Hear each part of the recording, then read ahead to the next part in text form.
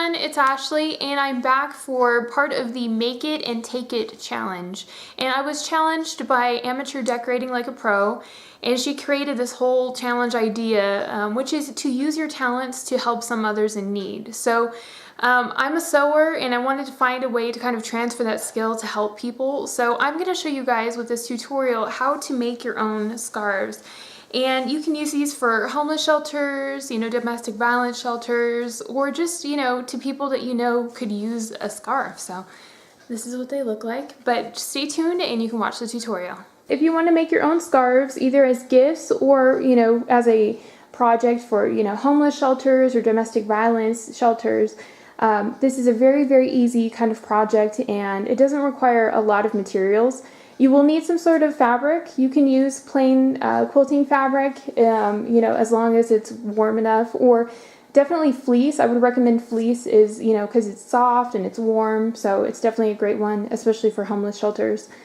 And you can find fleece at, Walmart, you can find it at Joann's, any kind of, craft sewing store, or you can also find it at the thrift store. So if you're looking to make a project like this but you don't have a lot of budget, you can definitely check out thrift stores, and a lot of times they have, fabric that's donated by crafters, and it doesn't cost very much at all. So, that's one place I always check out for fabric. So after you have your material, you're going to want at least about 60 inches of length for the material. So you're going to need a piece approximately 6 to 14 inches in width, and the length has to be 60 inches, right around there.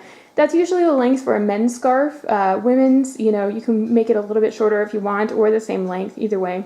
But I'm going to cut this in a 8-inch width by approximately 60 inches in length. And the materials that I'm using is scissors. If you want to cut this by hand, you can cut this by hand easily, just by marking out with, some sort of marker, the length of it and the width, and cut along that. Or you can use a cutting board, which I'm using, and a little cutting wheel, and just a straight ruler. So that's another option. So what I'm going to go ahead and do is start cutting this, and I will show you guys how you get this set up. The first step is to line up your edge of your ruler, and you're going to make sure that you have no frayed edges here. So you're just going to line it up, and you're going to cut straight along there until you hit,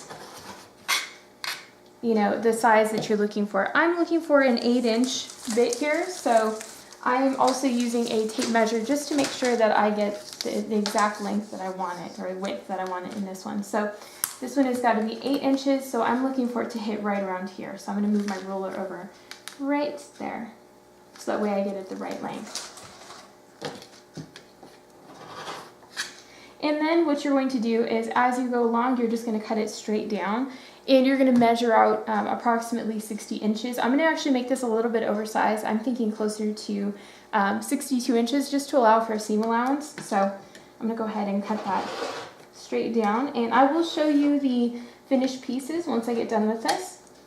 And a tip I just wanted to show you guys is I am actually cutting this double folded here, so this is right along the edge here, and there's 2 pieces. So if you cut 2 pieces at a time, it just makes it easier. And I have a big section already cut out here, and what I'm doing is I'm actually folding it backwards here and using it as kind of my guideline, so that I can make sure that both these pieces are even. And I'm just going to keep cutting along like this and pulling my fabric, and then just making sure that it lines up so that everything is accurate.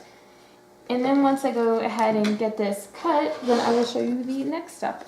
Once you get your 2 pieces cut and you have them separated, you're going to place the right sides together, and the right sides are the part that is printed, it's the front. So you place them together, and you're going to line them up so that you have them together, and you're going to start on the actual the skinny side here where the end is, and you're going to start sewing from here all the way across, and you start going down. So I'm going to go ahead and show you guys. I have it set for a 1/2 inch just because I want it to be a little bit more durable. Usually machines are set about a 1/4 inch, but I want a little bit of extra space. So the first step is that you're going to want to sew from this corner section here all the way across, and then you're going to start sewing all the way down the length of it. So I'm going to go ahead and show you this part.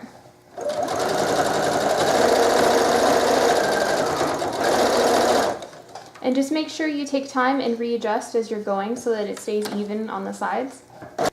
So I've sewn all the way back around towards the front where my first section started, where I have this little L shape, but there's a big gap in between here. So I'm just going to turn it around on the needle, and I'm going to sew, but leaving a gap about a couple inches so I have enough room to actually turn this inside out. Because this is inside out, I'm going to turn it back regularly. And then when you get to this end part, make sure you backstitch, just so that you can make sure that the seam is nice and tight. And you want to clip off any extra threads to get a nicer finished product.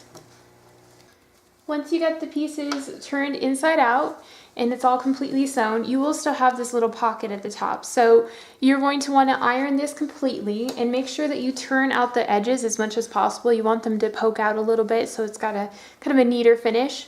So at that area where the top is open, you're going to want to go ahead and sew that completely closed. So I'm just going to put this on my machine and sew the seam closed.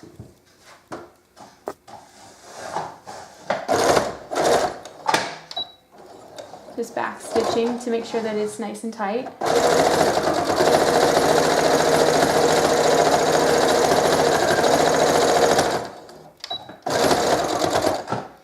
And then you will want to take this after it's been ironed and the seam is closed. You'll have a nice flat product, but it won't stay that way once you wash it unless you actually quilt it downwards. So about every 4 inches to 5 inches, I would recommend running a little seam along this so that way it stays nice once it's washed. So I'm going to go ahead and start running little quilting lines. You just do it the way you would do a normal seam.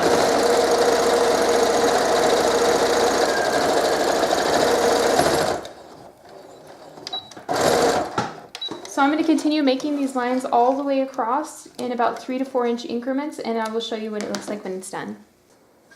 Okay guys, so here is the finished product, and as you can see it's quite a relatively large size scarf, and I'll give you some close-ups here. This is where I actually sewed the seam, and as you can see along the way there are little quilting bits just to keep it, you know, where it's supposed to be after, you know, it gets washed, and this will make it really durable and very soft and warm. So I challenge you guys as well, definitely, you know, if you can, or if you're, you know, good at sewing, please try to make something, you know, like this during the holidays as well. And you know, it's a great time to give back and help others in need. And I hope you guys enjoyed this tutorial, and if you liked, please like and subscribe, and I'll see you guys later. Bye!